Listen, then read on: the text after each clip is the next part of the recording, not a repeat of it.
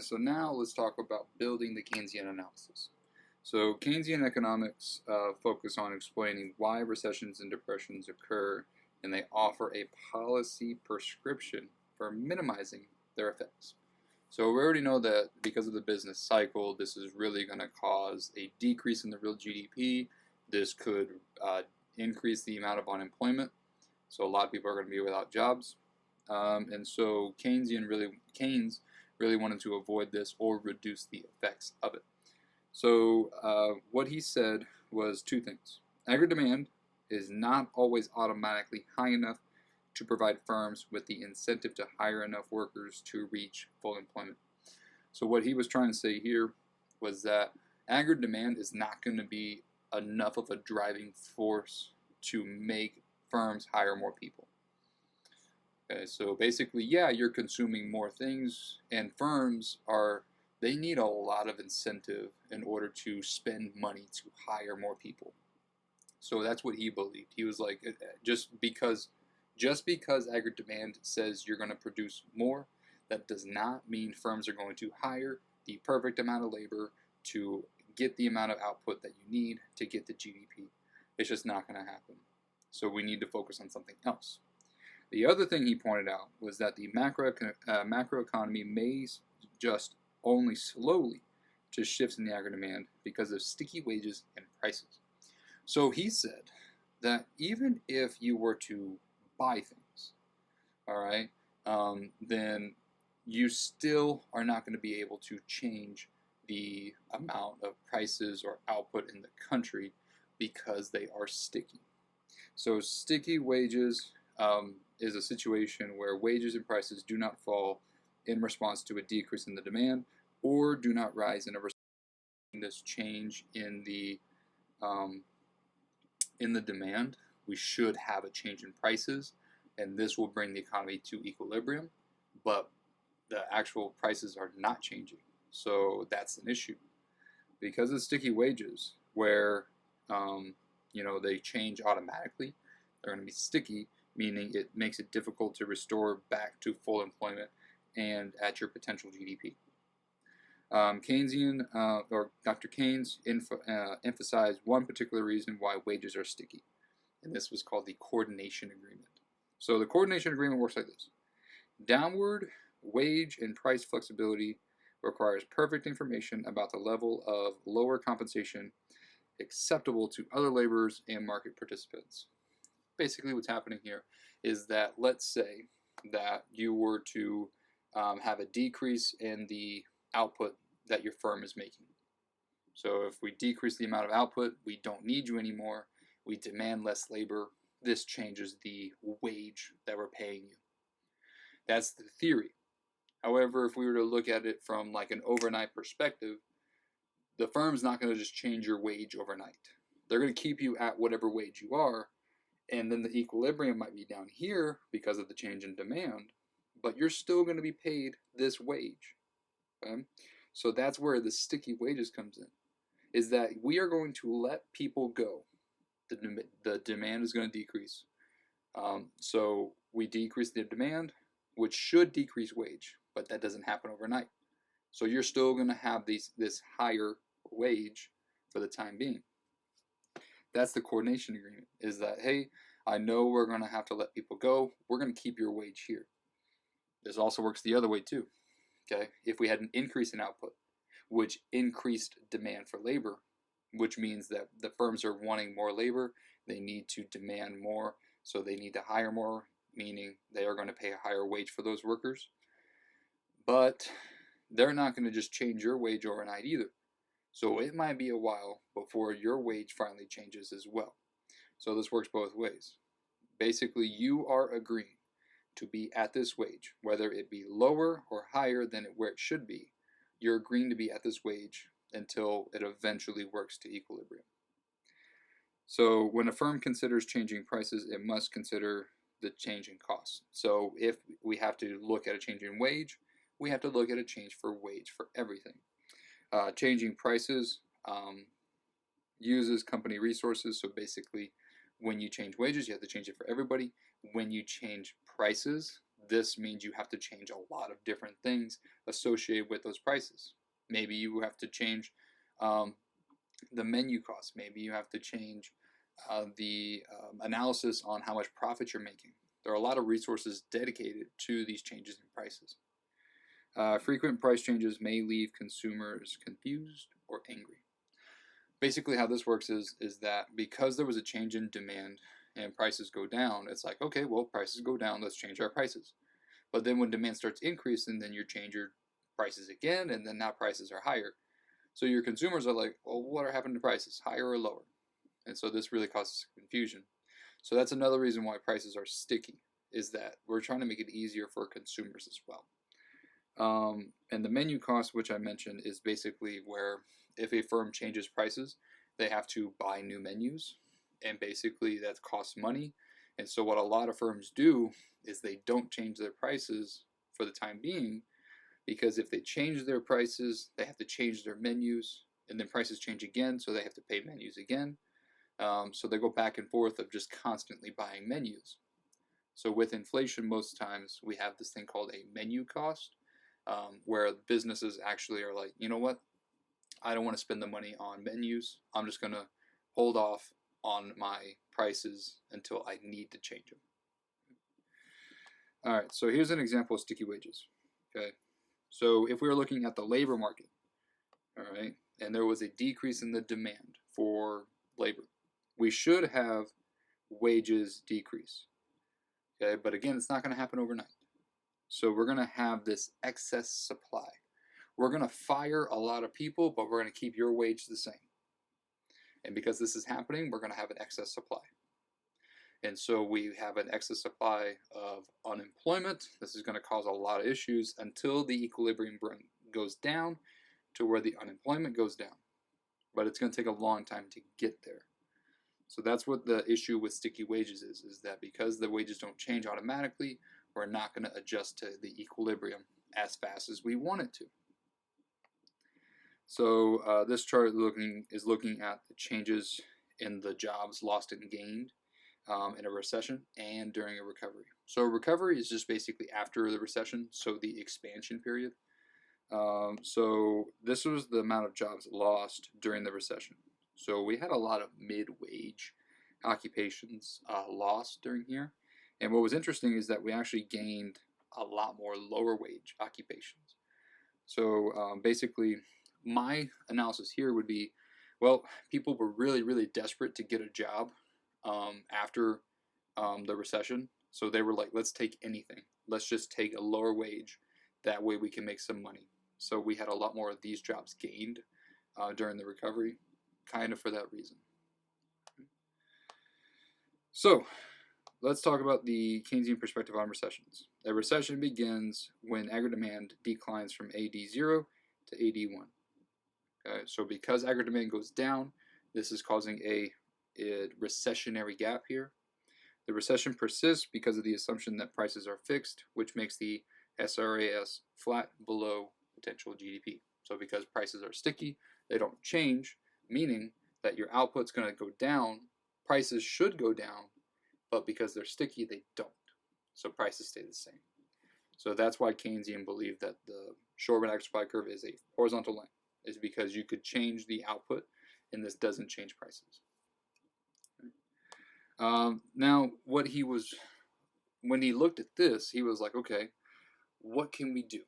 Well, if we increase aggregate demand during a recession, this is going to be a good thing. And then what he found is that if we were to increase GDP or increase government spending by like $100, he was looking at it from a circular flow perspective. And what he saw is that $100 could increase GDP by 1,000. It could increase GDP by $900. Okay? So what he did was he created this multiplier, the expenditure multiplier. So the Keynesian concept asserts that a change in autonomous spending, so CIGNX, causes a more than proportionate change in real GDP. This idea not only does spending affect the equilibrium level of GDP, but that spending is powerful. We can turn $100 into $1,000. So G could go up, and then GDP could go up by 1,000. So, GDP goes up, government spending goes up by 100, GDP goes up by 1,000.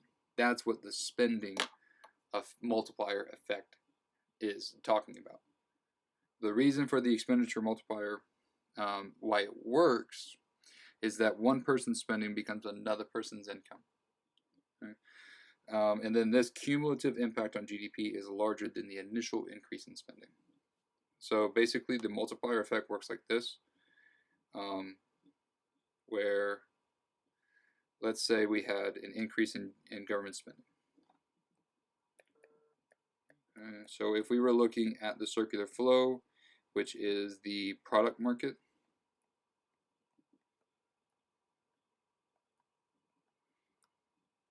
and then we have the households here, and then this is the resource market.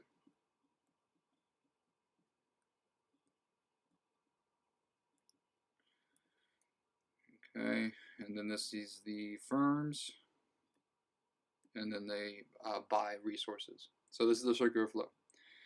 Government's in the middle, all right, and they can add money or take it away if they want to. So let's say they add money. So let's say they buy labor in order to build parks and roads and things like that. So they're putting in $100. Okay. So the government puts in this $100 into, a park. Well, that money is going to go into the land, or it's going to go into labor, it's going to go into capital, and the households own all of these things. So this $100 goes to the households. Households are going to get this money. Okay. Now, do you consume $100? Like if I gave you $100, do you consume $100 worth of stuff? Probably not. You probably consume a little bit and save the rest of it for later. So what happens here is that you consume like $90, and then you save 10.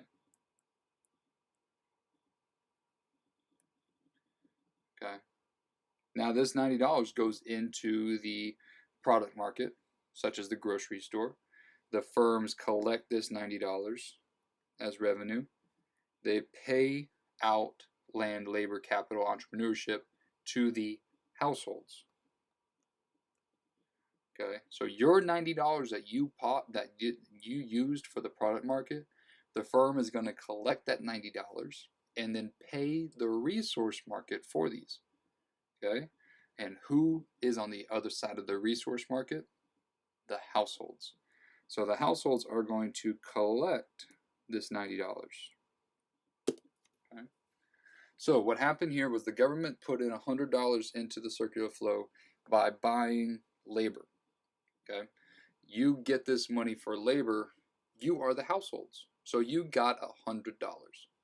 You save some of it. You spend the rest of it. You spend this at the grocery store. The grocery store then takes that money and pays their labor $90. So the households collect $90.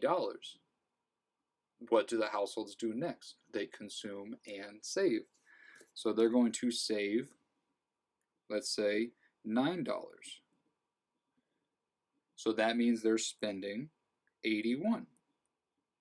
They spend $81 at the grocery store, who then collects this $81 to pay out to their labor,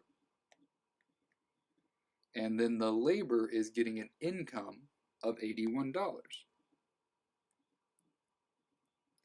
And what do you do with your income? You consume it or save it. So now you're going to save $8 and you're going to spend $73.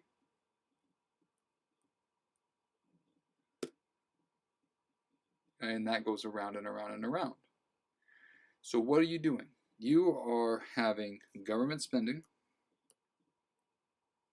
of $100, and you are consuming 90, consuming 81, consuming 73. So therefore, this $100 in government spending, if you were to keep going around and around in the circular flow, what's eventually going to happen is that your GDP, if you were to add up the 100, 90, 81, 73, 60, right, you were to just keep adding up all of the circular flow expenditures. Eventually, what would happen is your GDP would equal 1,000. So this is the multiplier effect, is that your spending will then increase to where GDP increases even more. Okay. So that's what Keynesians thought with the multiplier effect.